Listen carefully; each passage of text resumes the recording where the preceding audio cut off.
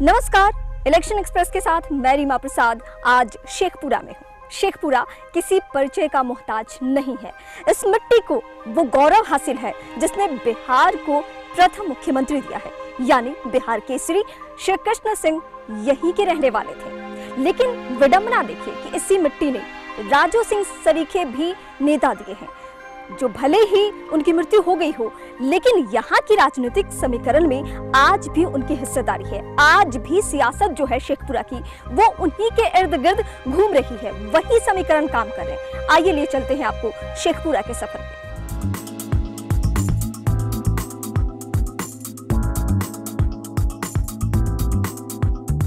पूरे बिहार में दलितों महादलितों की राजनीति करने वालों की एक लंबी फहरिस्त है, लेकिन उनमें कितनी सच्चाई है इससे रूबरू कराने के लिए हम आपको महादलित टोला लेकर आए हैं। इस टोले की स्थिति हम आपको बता दें कि 35 परिवारों को यहाँ पे जमीन मिलना था ताकि वो लोग घर बनाए और वो बस सके। सरकार ने 3 डिसमिल जमीन देने का वादा तो कर दिया, लेकिन जो जमीन की खरीदारी हुई वो जमीन सड़क की जमीन खरीदी गई। ये सबसे विडंबना वाली बात। और इन 35 परिवारों को जमीन नहीं मिल सका। चुनाव का वक्त है, यहाँ भी लोग आएंगे, तो ये जानना बेहद जरूरी है कि उस जमीन को लेकर इनके मन में आखिर क्या मलाल है। आइए उनसे हम बात करते हैं।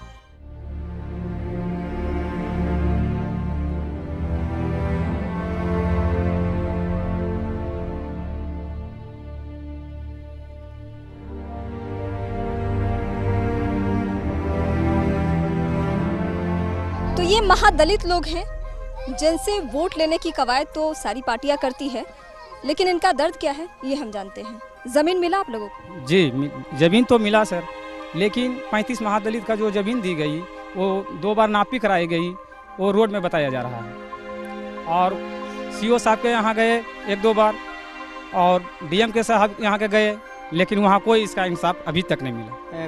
कागज मिल गया, जमीन कहीं कोई पता नहीं है। जमीन मिला आपको? अब जमीन नहीं मिला है, बांटल गया तो जमीन घट गया, रोड में चल गया तो जमीन पूर्वे नहीं किया था, हमसे कमी नहीं मिला है। आपको पता है बहुत सारे नेता हैं महादलित की राजनीति करने वाले और कहते हैं कि हम महादलित के लिए बहुत काम किए। कुछ नहीं काम किया, कुछ काम ही नहीं यहाँ हुआ। जो लिए हम खुद आज से नहीं यहाँ है, ढेर दिन से हुए और भगाने के लिए यहाँ से तैयार है। हमारे गाँव में स्कूल है जी, यहाँ पर रहता था, चल गया। यहाँ कुछ हो नहीं रहा। स्कूल था तो स्कूल भी चला गया घिस के वहाँ, यहाँ से वहाँ बुतरू जाता है बाल बच्चा पढ़ने के लिए। इससे क्या है यहाँ के। चाची वोट देने जाती है? वोट नहीं अभी हम देते जाती है, हमको कुछ नहीं देता है तो कैसे देंगी? वोट देने जाती है? वोट के तो देते हैं, बाकी क्या साथ पर देंगे, रहे के तो कोई व्यवस्था अस्थाई नहीं है। जमीन मिला आपको? कोई जमीन नहीं मिला है, ऐसी अड़ाई उड़ाई दे के यहाँ पर रह रहे हैं। जमीन मिला आप लोगों को? नहीं, जमीन हमने को नहीं मिला। मंगनी के बेकार जिंदगी जा रहा है। हमको सरकार तरफ से हिया हुआ निहार के देखो बिटिया कि क्या भेड़ है। एक कल कुछ ठिकाना में बैठने का व्यवस्था नहीं, क्या इतना जनसंख्या हम उपजे हैं तो कल भगवान के नाम पर पड़ल ले।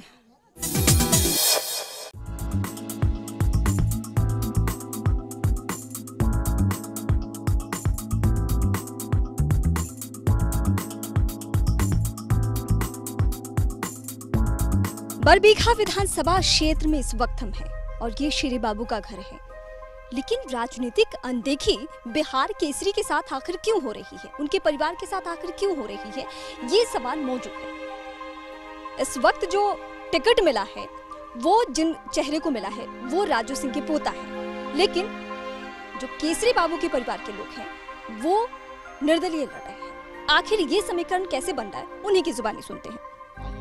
आखिर क्या वजह है कि आपको निर्दलीय लड़ना पड़ रहा है? यहाँ पे जो लोकल नेता हैं, जो बाहरी नेता हैं, उनको बहुत इनसिक्योरनेस है कि अगर श्री बाबू के परिवार से कोई लड़ा तो वो यहाँ का विकास करेगा और यहाँ की उन्नति में उसका योगदान होगा। क्या माना जाए कि वाकई ना आप जीते ना वो जीते, किसी तीसरी पार्टी को फायदा पहुंच जाए, क्योंकि अंतरकलह है। जीतेंगे तो हम। श्री बाबू का जब जन्मदिन आता है तो हर पार्टी के लोग कोई गंगा जल से धोते हैं, कोई दूध से धोते हैं, लेकिन उस परिवार को कोई भी पार्टी एक टिकट नहीं दे रहा है। वाकई ये बेहद अब दिलचस्प हो गया है कि अंतर कलह जो है कांग्रेस पार्टी की वो कहीं ना ले डूबे और तीसरी पार्टी को कहीं फायदा इस सीट पर यानी बरबीघा सीट पे ना पहुंच जाए। बरबीघा सीट को लेकर जो समीकरण बन रहे हैं उसके बारे में जानना बेहद जरूरी है, क्योंकि जिस तरीके से कांग्रेस पार्टी की तरफ से जो चेहरे आ रहे हैं सुदर्शन सिंह और निर्दलीय जो चेहरे के तौर पे हैं श्री कृष्ण बाबू के परपोते, आखिर दोनों जब चुनावी मैदान में होंगे तो क्या समीकरण बन रहा है, कुछ बुद्धिजीवी वर्ग के लोग हैं उनसे जानते हैं। अभी स्थिति ऐसी है, यहाँ के लोगों को लग रहा है कि राष्ट्रीय पार्टी भी दिवालिया हो चुकी है और नेता लोग भी, नेता ब्रांड पर आश्रित हैं कि कहीं से हमको टिकट मिल जाए तो उसके ब्रांड से हम जीत करके पहुँच जाए। यहाँ अनुमंडल का मांग बहुत दिनों से चल रहा है।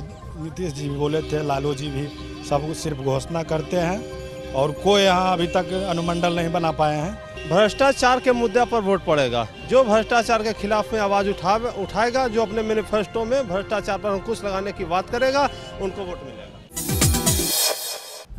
बरबीघा सीट पे जो समीकरण है वो बदले बदले से नजर आ रहे हैं।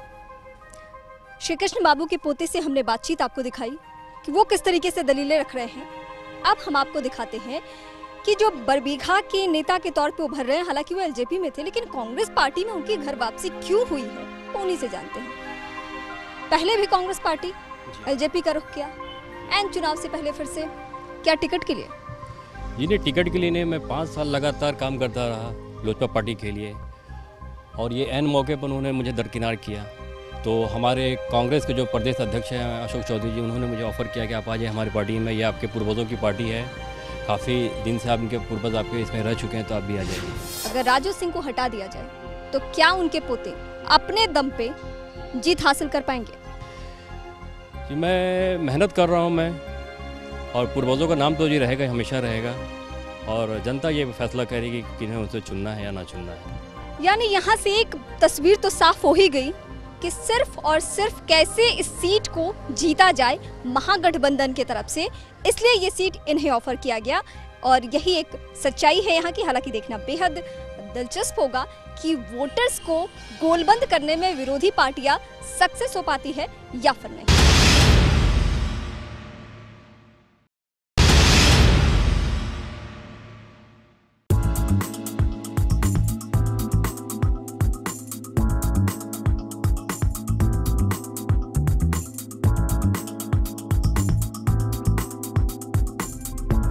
शेखपुरा गुलाबी प्याज के लिए भी जाना जाता है और प्याज का राजनीति में किस कदर महत्व है ये किसी से छुपा नहीं।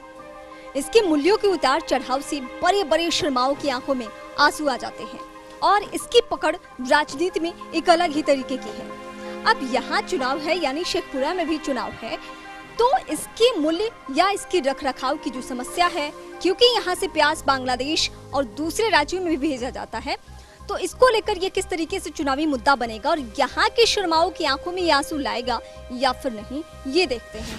क्या परेशानी आती है प्याज उपजाने में? परेशानी तो जो होना कहता है होबे करता है, लेकिन उसका रखरखाव सही ढंग करना है। कोल्ड स्टोर है यहाँ? ना। कभी नेता लोगों ने कहा कि हम यहाँ पे प्याज के लिए, प्याज किसानों के लिए कुछ करेंगे? बोलने में बोल देता है लेकिन करता है कुछ भी नहीं। गुलाबी प्याज इस बार रुलाएगा कि नहीं रुलाएगा नेताओं को? कम स्टॉक रहने के कारण, किसान के यहाँ प्याज नहीं रहने के कारण थोड़ा दाम बढ़ा है। हम लोग का किसान के पास उपजाने का क्षमता है लेकिन रख रखाव करने का क्षमता नहीं। चलिए, ये गुलाबी प्याज वाकई यहाँ की राजनीति पे क्या असर डालता है ये देखते हैं हम।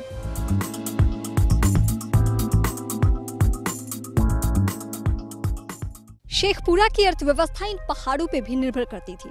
लगभग 50,000 मजदूरों के जो परिवार हैं वो इन पर निर्भर थे, लेकिन यहाँ ये बंद हो जाने की वजह से जो मजदूर हैं वो बेहद आक्रोश में हैं। चुनाव के वक्त ये मुद्दा भी बनता है, हालांकि उनकी दलीलें हैं और वो यहाँ से पलायन भी कर रही हैं।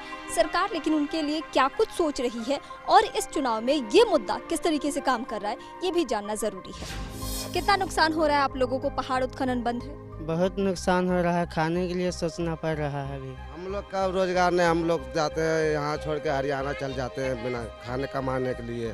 कोई आस्था नहीं यहाँ पर है, 10 गो 20 गो मुसहरी है तो कोई आस्था नहीं है हमको। ठीक है, वह वोट लेता है, अब जो मांगने के बारी आता है तो कहता है नगर पालिका है, तो कहा हम वोट देंगे नगर पालिका वाला आदमी को ले।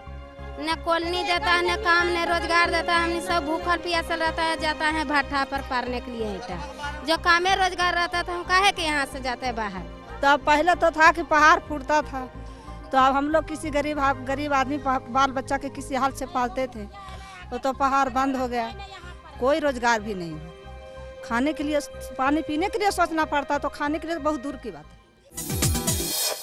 शेखपुरा विधानसभा क्षेत्र की समस्याओं से हमने वाकिफ करवाया आपको। अब हम विधायक जी के पास पहुंचे हैं और ये सवाल मौजू है कि वो फिर से जब चुनावी रण क्षेत्र में उतर रहे हैं तो किन मुद्दों के साथ उतरे, क्योंकि 5 साल का वक्त उनको जनता ने दिया था। क्या 5 साल में उन्होंने कुछ किया है या फिर नहीं?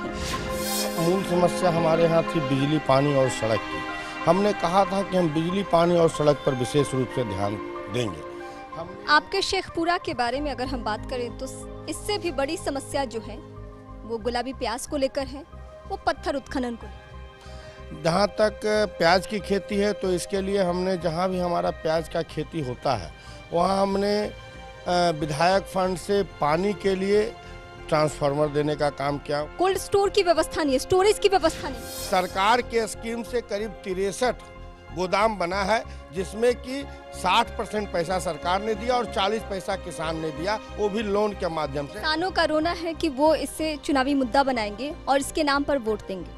नहीं, ठीक है, चुनावी मुद्दा बनाएंगे तो नीतीश की सरकार ही पहली बार गोदाम बनाई और 64 गोदाम का निर्माण हुआ मेरे विधानसभा क्षेत्र में। 64 पत्थर उत्खनन के लिए। पत्थर उत्खनन तो सुप्रीम कोर्ट के दिशा निर्देश के अनुसार बंद हुआ था, लेकिन 1 साल पहले। लेकिन मजदूर पलायन कर रहे हैं। टेंडर हो गया 1 साल पहले और निश्चित रूप से हमको लगता है 2-4 महीना में चालू हो जाएगा। टेंडर तो हो चुका है।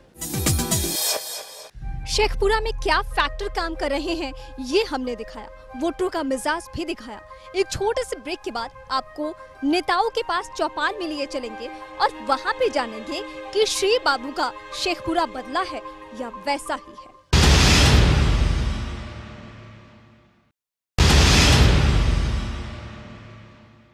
ब्रेक के बाद एक बार फिर से आप सभी का स्वागत है। इस वक्त हम चौपाल में खड़े हैं। श्री बाबू की ये धरती है, लेकिन उनके नाम पर सिर्फ राजनीति होती है या फिर कुछ और भी होता है? उनकी परिवार की आज अनदेखी हो रही है। महज जीत और हार के फॉर्मूले के आधार पे ही यहाँ पे राजनीति चल रही है। इसके लिए हम सबसे पहले जेडीयू का रुख करते हैं। शेखपुरा सीट जो है वो कांग्रेस का गढ़ रहा है। शेखपुरा की राजनीति की अगर बात करें तो ये पहली दफा है कि कांग्रेस पार्टी को टिकट नहीं मिला। आखिर ये क्या समीकरण है? समीकरण जब से महागठबंधन बना, जब से निश्चित रूप से शेखपुरा कांग्रेस को सीट बरबीघा में मिला, तो 2 विधानसभा का क्षेत्र है शेखपुरा और बरबीघा, तो महागठबंधन का कांग्रेस के रूप में बरबीघा को मिला, तो शेखपुरा को जेडीयू को मिला। नज़रअंदाज का कोई सवाल नहीं। ये जो समीकरण जेडीयू कांग्रेस का बन रहा है उस पर बीजेपी की क्या प्रतिक्रिया? ये दोनों स्वार्थी लोग हैं, स्वार्थी दल के लोग हैं।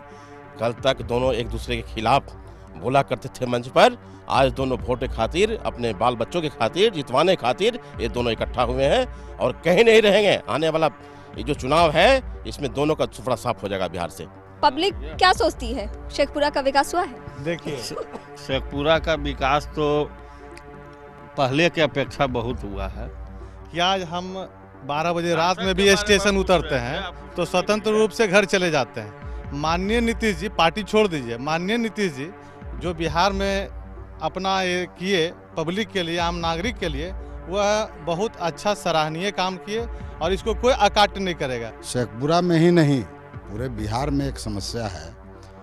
सबसे पहले तो ये समस्या है कि कोई भी सरकार बने किसी के लिए, जो पहले से इंफ्रास्ट्रक्चर यहाँ मौजूद है उसको कंप्लीट करने के बजाय नई नई योजनाएं ये लोग लाते हैं और उस योजनाओं का हश्र क्या होता है वो आप देख सकते हैं। सामने जल मीनार है, लेकिन शेखपुरा के लोगों को इस जल मीनार से पानी नहीं मिलता है।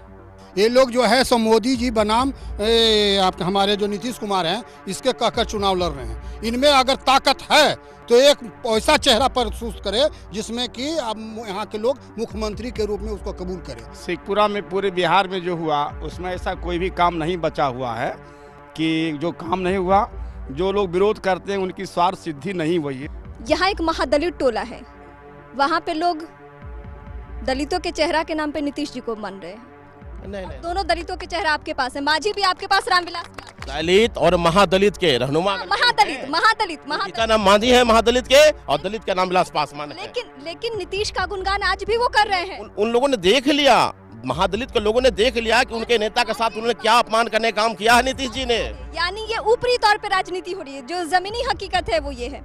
कम्युनिस्ट पार्टी, हालांकि ये कम्युनिस्ट का ही गढ़ रहा, उसके बाद कांग्रेस को मौका मिल गया, लेकिन आज कम्युनिस्ट क्या कर रही है?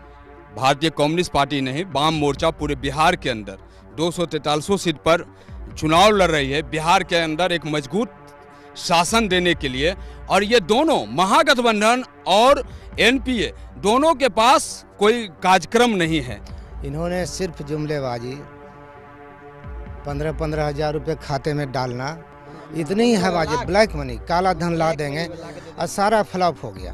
बिहार की जनता समझ गई। लेकिन नीतीश गवर्नमेंट ने क्या क्या किया यहाँ शेखपुरा में? शेखपुरा में नीतीश जी ने जो विकास का आयाम पैदा किया वो सामने है सबके। नीतीश जी के विकास के आयाम के बारे में मैं आपको बताती हूँ। 3 डिसमिल जमीन देना था महादलितों को, रोड की जो जमीन होती है उसका पर्चा थमा दिया गया, ये महादलितों के लिए काम किया नहीं। एक आगो उदाहरण हो सकता है, 35 लोग, 35 कुल 35 हो सकता है, लेकिन हो सकता नहीं, इससे आप कैसे इनकार कर सकते? मैं इसको मुझे पता नहीं है, लेकिन सारे शेखपुरा क्षेत्र में जो 3,500 दलितों महादलितों को जो मिला है ये 3 डिसमिल का पर्चा, वो भी तो मौजूद है। ईओ साहब के गलत ये रिपोर्ट्स के कारण ऐसा हुआ। मटोखर एक गांव है शेखपुरा जिला में, आज भी दर्जनों लोग पर्चाधारी सड़क पर दौड़ रहे हैं, डीएम के यहाँ चक्रे खा रहे हैं सड़क पर, और पुलिस वाले यहाँ के सीओ कहते हैं मैं कुछ नहीं करूंगा। हमारा कॉन्स्टिट्यूशन कहता है कि विधायकों का चुनाव होने के पश्चात विधायक अपने नेता का चुनाव करेंगे। बीजेपी यहाँ क्यों कमजोर पड़ी है? मुद्दे भी नहीं उठा रही है यहाँ के? नहीं, कमजोर नहीं है मैडम, मुद्दे तो हमेशा उठाते रहते हैं। गांव है इनका, कार्य गांव है, वहाँ पर माताएं बहनें कैसे आती है, रोड नहीं है, नाली है रोड पर, और उसी में लोग आना जाना करते हैं, आप जाकर देख सकते हैं। अभी बरसात का मौसम है मैडम, कितना बड़ा बड़ा डेगची लेकर के पानी हमारा गाँव में आता है, देखने की चीज़ है। पहाड़ उद्योग जो बंद हुआ उससे अभी यहाँ का गरीब गुरबा दर भटक रहा है। माननीय विधायक जी इसको मुद्दा ही नहीं मान रहे हैं, पत्थर उत्खनन को और गुलाबी प्याज को। विधायक जी नहीं मान रहे हैं, यहाँ की जनता मर रही है। नीतीश सरकार में प्याज का गोदाम बना है, करीब करीब हमको लगता है 66 गोदाम यहाँ बना है सरकार के खर्चे से। उसके पहले तो कुल मिलाकर आपको इन सब का फायदा पहुँच रहा है। दोनों सीट आपकी? निश्चित दोनों सीट में कहीं कोई दोनों सीट उनकी। आप क्या कर रहे हैं शेखपुरा में? आप क्या कर रहे हैं? विकास सुन रहा है, दोनों विधायक जी कोई काम नहीं किए हैं, जनता की जनता उग चुकी है। चौपाल में हालांकि मुद्दे तो गौण रहे, लेकिन जो तस्वीर है यहाँ की सीटों को लेकर वो बिल्कुल साफ हो गई, यानी बीजेपी यहाँ मैदान से पहले ही बाहर नजर आ रही है। इसी के साथ फिलहाल इस कार्यक्रम में इतना ही। अगले दिन फिर किसी जिले में आपसे मुलाकात होगी, तब तक के लिए नमस्कार।